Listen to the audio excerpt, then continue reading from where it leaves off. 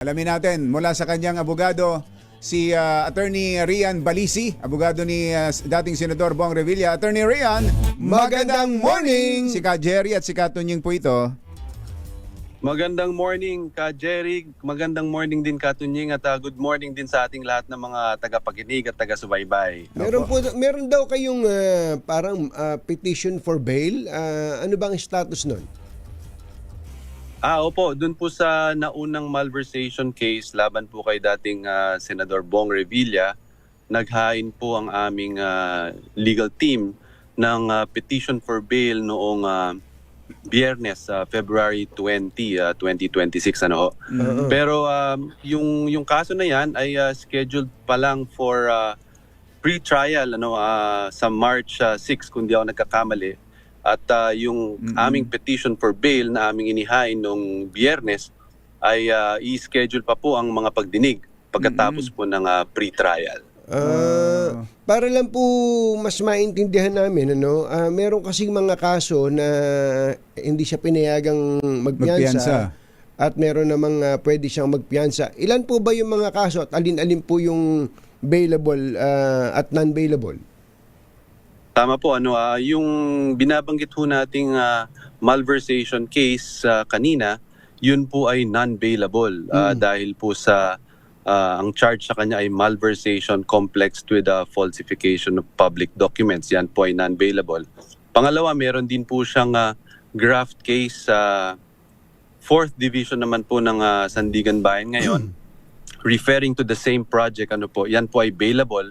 At naipabalita na po na siya po ay nagpiyansa noon sa kanyang graft case. Ngunit bukod po dyan, sa dalawang kaso na yan, meron po kaming hinaharap na plunder case. Ito po ay under preliminary investigation before the Department of Justice. At meron din isa pang malversation case na nagsumite na ho kami ng counter affidavit, I believe last month. And based ho sa press release ng Department of Justice, ito po ay submitted na for resolution. Yung pong plunder case at pangalawang malversation with falsification case, yan po ay mga non-bailable offenses po. Na pending pa sa DOJ but submitted for resolution. Tama po. So kung mabigyan man pala kayo ng pagkakataon dun sa petition for bail sa malversation, meron pang susunod na kasong isasampa, maring umabot sa korte, yun nga yun sa plunder.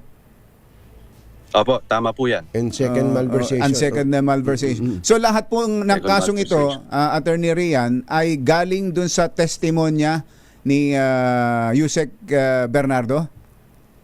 Tama po kayo. Lahat ng mga kaso na idinadawit si dating Senator Bong Revilla ay pawang mga base sa testimony ho ng dating Yusek Bernardo. Tama po kayo. Wala pong ibang... And the only thing that links him is that testimony without any other basis as we can tell. Ganun po. As in, walang corroboration, walang any other witnesses na magsasabing, tama yung sinabi ni Yusek Bernardo. Wala pong iba.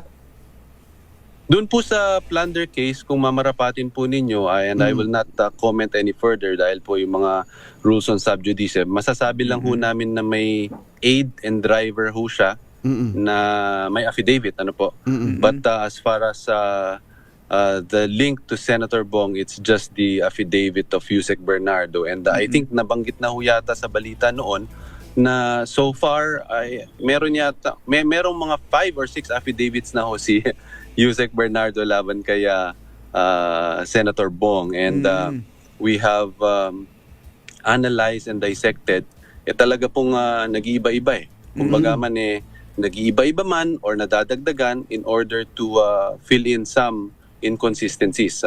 Yan po yung aming paningin dyan. I-educate nyo nga kami doon bilang isang abogado. Kapag ka po ba ang testimonya ng isang testigo ay marami at iba-iba at ina-amend every now and then, ano po bang dapat maging pakahulugan namin doon na nakikinig? At saka nung husgado Ng mismo? husgado, ayaw ho natin pangunahan kung ano yung magiging appreciation ng korte kung sakasakaling umabot sa puntong iyon. But as far as we can assess as early as now, even during the preliminary investigation, kung ikaw affidavit, ikaw witness, no, execute ka ng affidavit supposedly based on what you know, on your personal knowledge and whatever basis you have, like documents, kung meron man, nakapagtataka na sa susunod na affidavit may inconsistency na kunyari sinasabi doon na hindi pala nangyari itong event na ito sa aking previous affidavit, nangyari pala ito sa ibang panahon.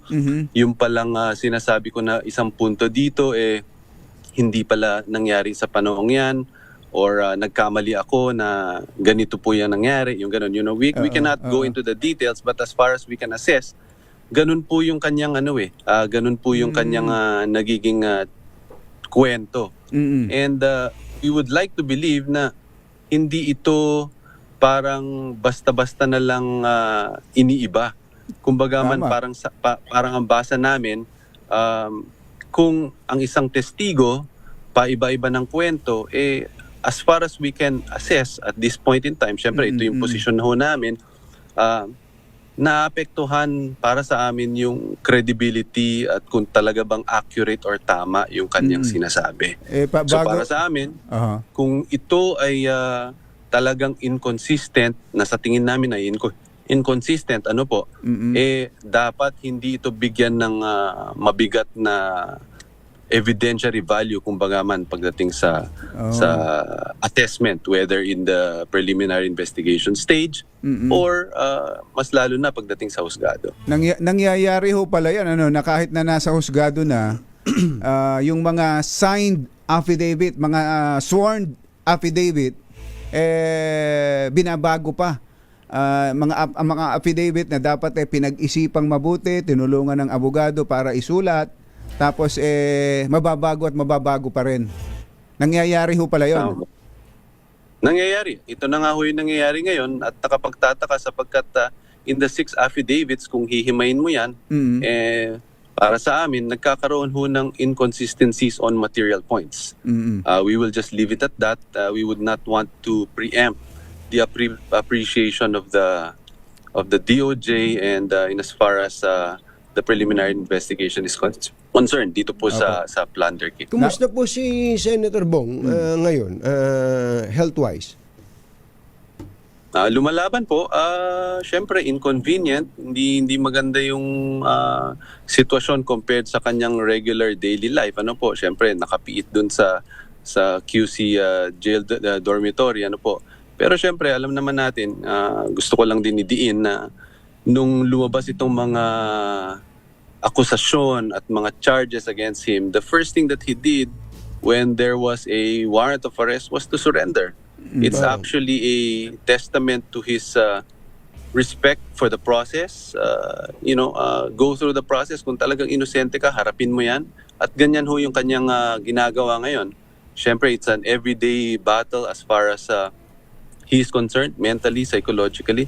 Pero ang masasabi ho natin, kung talagang malinis ang konsensya mo, talagang wala kang takot na harapin, wala kang takot na you undergo the process. We respect the process, the judicial process, the administration of justice. At yan po yung aming ginagawa sa lahat ng mga kasong kinaharap ni Sen Bong ho ngayon. So kung meron pong pre-trial pa lamang, attorney, kailan po darating yung panahon na magkakaroon sila ng parang showdown, meaning si Senator Bong at saka po si Yusek Bernardo? Accuser niya. And the accuser and the accused.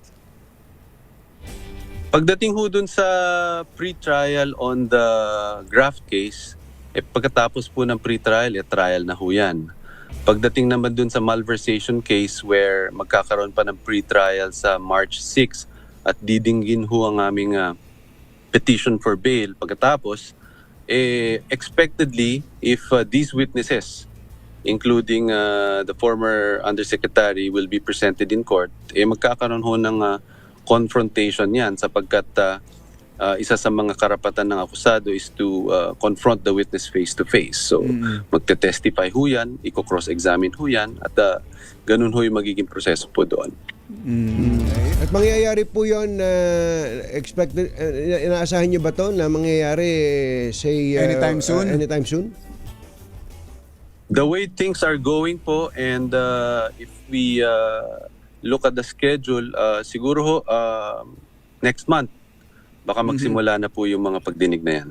Okay. Attorney Ryan Balisi, sir, maraming salamat po. Thank you po sa update. Magandang Good umaga luck po sa inyo. Maraming salamat po, Ka Jerry, Ka Tunying, at maraming salamat po ulit sa ating mga tagapakinig at taga-subaybay. Buhay po kayo.